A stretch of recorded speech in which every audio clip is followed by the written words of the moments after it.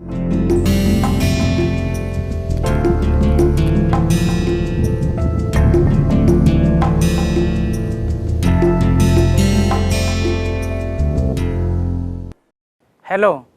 and welcome to another session of course Marketing Management Part 1. We are in week 4 and this is lecture 5. This is module 3 of the course and we are discussing about capturing market insights. So as you can recall from the previous session, we have discussed about in the last couple of session about measurement and scaling, and in the last class in particular, last session in particular, we were discussing about the sampling process. Now once you have formulated, once you have designed your sampling process and you have collected the data, then you have to prepare the data, and the data has to be prepared for the analysis. Now the data collection could be done through various modes these days. You can do offline data collection, you can do online data collection. Both type of field works have their pros and cons. Like online data collection process is a quick, cost effective. However, you will also find out that many times in offline data collection process the response rate is better, because it could be because of the reputation of or the credibility of the field person who is collecting the data. Then once you have collected the data, you need to basically prepare the data. In that you have to remove that responses which are not appropriate, in the sense if the respondent has given his response without understanding the questions, or all his responses are of similar type across all questions, or if there are missing values, or if some important questions have been missed out by the respondent, then all those things you have to look into, and you have to prepare the data for the data analysis. And in the data analysis part, what is required is this data analysis is done for the sake of hypothesis testing. Now as you can see, the hypothesis testing, basically the intent of hypothesis testing is formally examine the argument that the researcher is proposing or researcher is arguing about. So hypotheses are basically the statement of researcher's proposal is basically, or the researcher's argument is contained in the statement of hypothesis called as alternate hypothesis, HA. There is basically a mutually exclusive and exhaustive conjecture to that, which is called as a null hypothesis, H0, most commonly denoted as H0. Evidences are gathered to determine which one is to be accepted. Now these two hypotheses, null hypothesis and alternate hypothesis, they are designed in a way that if you can falsify H0, that is null hypothesis, the researcher's argument or the alternate hypothesis is being accepted. This is the methodology which is adopted across in the hypothesis testing part, and in the null hypothesis you will see that a statement, if proven false, will prove H1 to be true. So essentially what you are doing in the null hypothesis is that you are testing a relationship which is generally in the form of equality. If that equality is disproved, automatically it gives you the information that either A is greater than B or A is less than B, and that is basically the kind of the argument that researchers might be making. As far as about alternate hypothesis, this is a statement of what researchers argues to be true and challenges the status quo. Now there are a couple of two types of prominent mistakes that happen while we are testing the hypothesis. As you can see in this 2 by 2 matrix, that reality could be of two type, either your H0 is true or H0 is false. Now what decision you take based on your hypothesis testing could be of again two type, either you reject your null hypothesis or you retain your null hypothesis. Based on that you get 2 by 2 matrix or 4 options corresponding to each of this x and y axis. Now look at the first case where H0 is true, however you have rejected it. So this is called as type 1 error. The percentage or the probability corresponding to this is called the confidence interval, with which you can say that what you have tested is true. So the next thing is that if H0 is false and you have rejected, then that is a correct decision, since H0 was false factually and you have rejected, so it is a correct decision. Now coming on to this part, retaining of H0. Now when you retain H0 when H0 was true, this is again a correct decision. However, when you reject, when you retain H0 however when it was false, this is called as type 2 error. So there are two common or prominent mistakes in the hypothesis testing part, which is type 1 and type 2 error.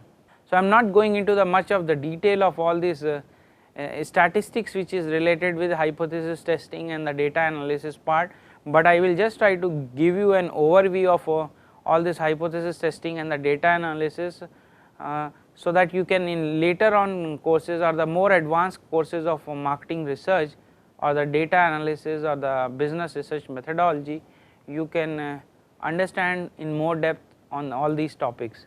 Now coming to this data analysis part, you will see that the data analysis could be of two types based on the type of the data you have got or the type of scale you have to measure the variables, that is parametric test and non-parametric test. Parametric test is based on the metric data, that is at least your scale is of interval scale, or metric data is generally said to be in two form, interval scale or the ratio scale. Now you can see this metric data could be of two type, whether you have captured just one variable or you have captured multiple variables. So it will be univariate data analysis or multivariate data analysis. In the multivariate data analysis is further classified depending on the relationship among the variables. So whether they are there is a dependent and independent variable, then the techniques or the method employed are called dependence techniques, and when there is the interdependence or the correlation among the measured variable, then it is called interdependence. So there interdependent techniques comes into the picture. Coming to this dependent techniques, they can be of two types. You have one dependent variable or more than one dependent variable, and in the interdependence technique you will see that whether the variables are themselves correlated or interdependent, or the objects are basically have some kind of similarity among them. So now going into the each one of these, first we look into this univariate data analysis techniques. Univariate data analysis techniques can be further understood in terms of one sample or two or more than two sample type of univariate data analysis. One sample is basically testing a single variable against a known or a given standard. Like many times we are interested what was the class score in a particular quiz with respect to the average marks scored. So that is basically a sort of one sample test, and the most common method which are employed are t-test or z-test. T-test is basically a univariate hypothesis test using the t distribution, wherein which is used when the standard deviation is unknown and the sample size is small. However, when sample size is adequate and standard deviation is known, you might go for the z-test. In the case of more than one sample or two or more than two sample, you will find out that two types of samples can be drawn, that independent samples are drawn which have no correlation, that or you draw basically the paired sample, the same respondent are asked the questions about two different brands, or the same respondents are asked the question at two different point of time, then that is a basically paired sample. And in such cases the techniques which are employed for the data analysis is one way ANOVA or paired t-test.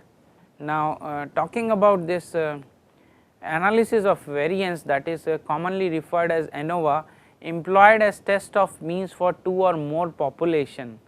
The null hypothesis is tested for all means being equal. So, you have to understand that different samples are the different samples which you have for testing, the null hypothesis corresponding to them is that is mu equal, all the means are equals, that mu 1 equals to mu 2 equal to mu k or whatever, where mu is basically the mean of that sample actually.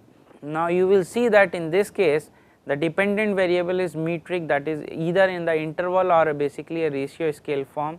However, the most important thing in the ANOVA to note is that the independent variable is categorical and often termed as a factor. So, this categorical mean that it is in the nominal scale type, or there are categories sort of high, medium, low, or good, better or best, or those kind of different kind of categories of the variables being measured. When only one independent variable is present, the test is called one way analysis of variance. You will see that in the univariate analysis we will be talking about one way analysis of variance, because only one variable is being measured, and you will see that this categorical independent variable is called factors, and the different level of this factor is termed as basically the treatments. I will give you an example where probably which will explain you the use of this one way ANOVA. Here, as you can see that we had 30 respondents, and these 30 respondents were exposed to, each 10 of them were exposed to 3 different type of advertising copy. That respondent 1 to 10 has been exposed to an advertising copy, the first type of copy. Then you had a second basically type of advertising copy, and then you had a third type of advertising copy on which was basically given or which was the respondent number 21 to 31 to 30 were exposed to this third copy. And what we have measured after showing them the advertising copy was their intention to purchase that particular brand about which this advertising copy was created. Then you see this this is one variable, that is advertising copy. It has 3 levels or 3 treatments. So, one factor, 3 treatments, and the dependent variable is intention to purchase. And the null hypothesis here is that for each of these 3 different type of copy, the intention to purchase is same. So, null hypothesis, as you can see, is the mean of intention to purchase for advertising copy 1, advertising copy 2 and advertising copy 3 are the same. When we perform the ANOVA, I am not going into the detail of this analysis or the method which is used to basically to perform the ANOVA. However, I am going to discuss about the results. As you can see, when this results between the groups are significant, that means we can reject the null hypothesis that mu 1 equals to mu 2 equal to mu 3. However, we have to also see that if mu 1 equal to not equal to mu 3, then we have to also test the individual hypothesis about mu 1 equals to mu 2, mu 2 equals to mu 3 and mu 1 equals to mu 3. However, if you look at the data, probably if you look into the descriptive statistics of this table given in this table, you can see that the mean of corresponding to advertising copy 1 is very high. So, mu 1 is very high, and this corresponding to this you have the highest purchase intention. Corresponding to this ad copy 3, you have the least basically mean score to say that probably intention to purchase is least in that copy. However, we need to also test basically the means of the individual two copies to predict about the exact nature of the relationship between the any 2 copy and the purchase intention. Then coming on to this, going beyond this univariate data analysis, we have multivariate data analysis techniques where now this multivariate data analysis techniques, as I have shown, it could be dependence technique or interdependence, depending on the what kind of relationship the variables have. That if variables are in the nature of dependent variable and independent variable, you have dependence techniques, while if your variables are interdependent, then you have a different set of data analysis techniques. Now coming on to this dependence techniques, when you have only one dependent variable, the commonly used techniques are ANOVA, ANCOVA, multiple regression, conjoint analysis. When you have two or more dependent variable, you have MANOVA, MANCOVA and multiple discriminant analysis, which are commonly employed. Now depending we have to also look into the specific things, like what is the nature of the dependent variable, what is the nature of independent variable. That will help us in understanding whether we should go for ANOVA, or we should go for the multiple regression, or we should go for multiple discriminant analysis. Now coming on to the n-way ANOVA, as I have already talked about ANOVA, you see that when you have one variable or one factor, you call it one-way ANOVA. When you have more than one categorical variable, the analysis is termed as n-way analysis of variance. Like we are commonly interested in many relationship where more than one variable's effect is probably we are interested in the effect of more than one variable on the dependent variable. Like previous example was this example was about advertising copy, the effect of type of advertising on the intention to purchase. However, if we also include in this analysis that price level, then probably this turns into a n-way or two-way ANOVA, because you have two factors that are being manipulated, and then basically the intention to purchase has been measured. Similarly, you can also see that many times this comes across that what is the market valuation of a firm depending on its innovativeness and branding or the brand equity. So as the level of innovativeness changes and the level of basically branding or the brand equity changes, the market valuation of the firm also changes. Now a different form of this ANOVA is that is ANCOVA, where if you where the set of independent variable consists of both categorical and metric variables. In this case, the metric variable are termed as covariate. You will see that if in this example of one-way ANOVA, if I had basically a one variable which was in the form of the metric variable, supposedly we had price levels, or what you say the exact price, and then we see what is the intention to purchase. You will see that since the price is basically a variable in the form of metric variable, this is called as ANCOVA. The as you can see the example, the effect of price was on household consumption of a wheat brand by controlling household size. So in this example, the categorical variable is the price, and there could be 2, 3 or whatever level of the price level, and that the price has an effect on the household's consumption of a particular cereal brand. However, here it is very important that you need to control the size of the household, because without controlling the household size, the effect of price on the consumption level will not be a very probably accurate prediction of, or probably the accurate measurement or form of the relationship that we are capturing through that analysis.